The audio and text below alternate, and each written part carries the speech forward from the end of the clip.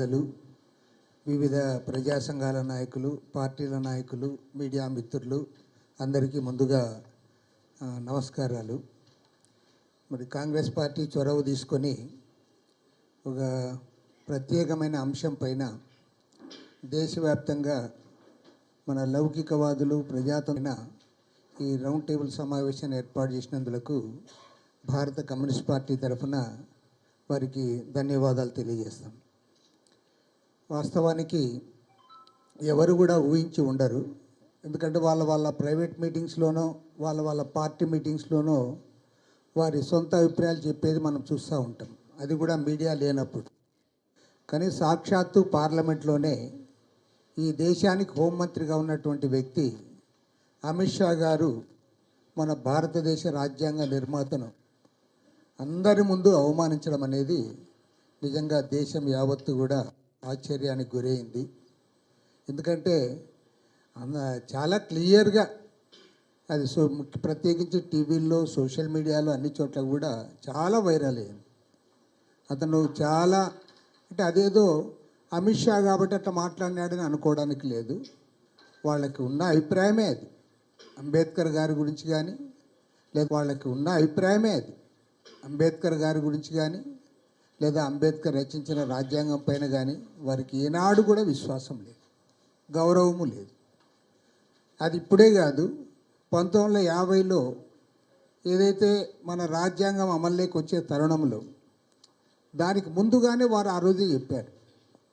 1949 November సంచికలో ఈ RSS వారి పాంచజన్య పత్రికలో వాళ్ళు చాలా క్లియర్గా చెప్పింది ఏమంటే, మాకు ఈ రాజ్యాంగం పైన నమ్మకం లేదు, మాకు ఈ లౌకిక రాజ్యాంగం ఆమోదయోగ్యం కాదు, మాకు ఇలాంటి రాజ్యాంగం ఉండాలంటే మనుస్మృతి ఆధారంగా రాజ్యాంగం ఉండాలని కోరారు.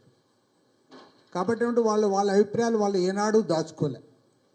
బీజేపీ మాతృ సంస్థ ఆర్ఎస్ఎస్ వారు చాలా స్పష్టంగా వారి రాజ్యాంగాన్ని వ్యతిరేకించారు. అందుకోసం వారు ఏనాడు కూడా అంబేద్కర్ని గౌరవించలేదు. అదేవిధంగా ఇంతకుముందు షర్మిల గారు చెప్పినట్టు మహాత్మా గాంధీ గారిన వారి గౌరవం లేదు. ప్రథమ ప్రధాని జవహర్లాల్ నెహ్రూ గారిని రోజు కించపరుస్తూనే ఉన్నారు. కాబట్టి అంటే ఒక మతోన్మాద పార్టీ, అభివృద్ధి నిరోధకమైన పార్టీ, స్వాతంత్రోద్యమంలో ఏమాత్రం కూడా పాత్ర లేని పార్టీ. వారికి పాత్ర లేదు. ఎందుకంటే 1925లోనే ఆర్ఎస్ఎస్ పుట్టింది. అదే 1925లో భారత కమ్యూనిస్ట్ పార్టీ కూడా పుట్టింది. మరి ఆ రోజు కాంగ్రెస్ పార్టీ, కమ్యూనిస్ట్ పార్టీ వాళ్ళు స్వాతంత్ర పోరాటంలో పాల్గొన్నారు, జైళ్ళకి పోయారు, చాలామంది చనిపోయారు, ఆస్తులు పోగొట్టుకున్నారు. కానీ ఆర్ఎస్ఎస్ ఎక్కడ కూడా స్వాతంత్ర పోరాటంలో పాల్గొనలే. పైపెచ్చు బ్రిటిష్ వారితో లాలుచి పడ్డారు వీరు. కాబట్టి ఏమంటే వారికి ఏనాడు కూడా స్వాతంత్ర సమరయోధులన్న వారికి ఏమాత్రం ఖాతరు చేయరు. లేదంటే ఇవాళ ఎవరైతే స్వాతంత్ర పోరాటంలో పాల్గొన్నారో ఆ పాల్గొన్న పార్టీలన్న గౌరవం లేదు. మహనీయుడు డాక్టర్ బిఆర్ అంబేద్కర్ గారు మరి ఇవాళ దేనికుంటారు, దళితుల కోసమే మాట్లాడారు. దళితుల కోసమే కాదు, దళితుల కోసం, మహిళల కోసం, అణగారిన వర్గాల కోసం, అందరి కోసం ప్రజారు అంబేద్కర్ గారు. కాబట్టి ఏమంటే ఇది ఖచ్చితంగా దేశవ్యాప్తంగా దీనిపైన చర్చ జరగాలి. అమిత్ షా రాజీనామా చేసేంత వరకు కూడా ఈ పోరాటాన్ని మనం మాత్రం కొనసాగించి తీరాలి, దేశవ్యాప్తంగా జరగాలి.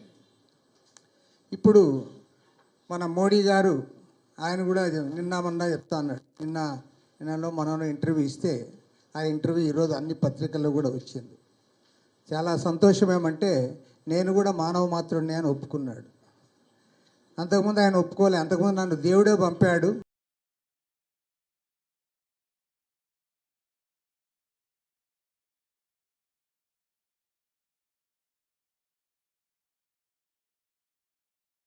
పత్రికల్లో కూడా వచ్చింది. ప్రభుత్వం పక్కాగా మత ఉన్మాదాన్ని రెచ్చగొట్టే ప్రభుత్వం. భారతదేశంలో మైనారిటీలందరూ కూడా రెండవ శ్రేణి పౌరులుగా చూస్తూ, బెదిరిస్తూ ఒక రకమైనటువంటి ఒక దుర్మార్గమైన ప్రభుత్వాన్ని నడుపుతున్న సమయంలో మనలాంటి లౌకిక పార్టీలు, ప్రజాతంత్ర పార్టీలు, అదేవిధంగా ఇక్కడున్న చాలామంది మేధావులు అందరం కూడా కలిసికట్టుగా ముందుకు సాగాలి. మరి మన రాష్ట్రంలో ఒక దురదృష్టకరమైన పరిణామం, కానీ వారికి ఒకటే చెప్తా ఉన్నా, చంద్రబాబు నాయుడు గారు 4 సార్లు ముఖ్యమంత్రి అయ్యాడు. జగన్మోహన్ రెడ్డి గారు కూడా ఒకసారి ముఖ్యమంత్రి అయ్యారు. మరి పవన్ కళ్యాణ్ కూడా ఉప ముఖ్యమంత్రి అయ్యారు. కానీ నేను గ్యారంటీ చెప్తా, మీరు ఆ పదవులు అనుభవించారంటే అంబేద్కర్ రచించిన రాజ్యాంగం వల్లనే, ప్రజాస్వామ్యం వల్లనే మీరు ఆ పదవుల్లో ఉన్నారు. మరి అంబేద్కర్ని సాక్షాత్తు పార్లమెంట్లో అవమానిస్తే మీకు సిగ్గుగా లేదా అని అడుగుతా ఉన్నా. మీకేం సిగ్గే కాలేదా? పైగా సిగ్గు లేకుండా మోడీని పొగుడుతారా మీరు? మీరు ఎట్లొచ్చారు ఆ పదవుల్లోకి? రాజ్యాంగంలో ఇవాళ ఎన్నికలు, ప్రజాస్వామ్య వ్యవస్థ ఇవన్నీ ఉండడం వల్లే మీరు ఆ పదవుల్లోకి రాగలిగారు. లేకపోతే మీరు కూడా ఎక్కడో ఉండేందురు. కానీ అలాంటి రాజ్యాంగ నిర్మాతని అవమానిస్తూ ఉంటే చంద్రబాబు నాయుడు మాట్లాడు, జగన్మోహన్ రెడ్డి అసలే మాట్లాడు, మరి ప్రశ్నిస్తాననే పవన్ కళ్యాణ్కి మరి ఆయనకేమొచ్చిందో ఆయన మాట్లాడు. కాబట్టి ఏమంటే దీన్ని పూర్తిగా ఖండిస్తూ ఉన్నాం. ఒక్క మాటలో చెప్పాలంటే ఆంధ్రప్రదేశ్ ప్రజల యొక్క ఆత్మగౌరవాన్ని మీ ముగ్గురు దెబ్బతీస్తున్నారు పక్కాగా. అంటే మిగతా విషయాల్లో మీరు ఏ కూటమిలో ఉన్నారా, ఎవరితో ఉన్నారా, నేను దాన్ని తప్పు పట్టను, అదే మీ ఇష్టం. అరే అంబేద్కర్ని అవమానిస్తే, పార్లమెంట్లో అవమానిస్తే, మీరు కనీసం ఇది సరైనది కాదు అనే మాట కూడా మీరు చెప్పరు. మీరు ఎన్డీఏ కూటమిలో ఉన్నారు, లేదంటే మోడీ దగ్గర పన్నుకు పోతున్నారు, అవన్నీ ఓకే, అది వేరేలే, అది మీ ఇష్టం. కనీసం అంబేద్కర్ గురించి ఇట్లా అవమానించకూడదు, అంబేద్కర్ మనం అందరం గౌరవించాలి అనే మాట కూడా మీరు చెప్పడానికి భయపడతా ఉన్నారంటే మీకు రాజకీయం అవసరమా అని నేను అడుగుతా ఉన్నా. ఇంత భయపడి రాజకీయాలు చేయాల్సిన అవసరం ఉందా అని నేను అడుగుతా ఉన్నా. కాబట్టి ఏమంటే నిజంగా ఆంధ్ర రాష్ట్రంలో ఒక దురదృష్టకరమైన పరిణామం ఇది.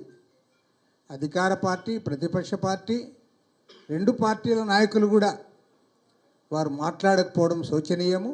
దీన్ని కూడా తీవ్రంగా తప్పుపడుతూ, ఖండిస్తూ ఇవాళ ఒక మంచి కార్యక్రమాన్ని ఏర్పాటు చేసిన కాంగ్రెస్ పార్టీ షర్మిలకు, అదేవిధంగా మస్తాన్ వలి గారికి, మిగతా మిత్రులందరికీ కూడా అభినందనలు తెలియజేస్తూ సెలవు తీసుకుంటాను.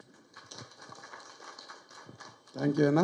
ఇప్పుడు చాలా సీనియర్ శాసన మండలి సభ్యులు అంటేనే ముఖ్యమంత్రులకు కూడా నిరంతరం ఈ ప్రశ్నలకు సమాధానం చెప్పడానికి తడబడుతుంటారు.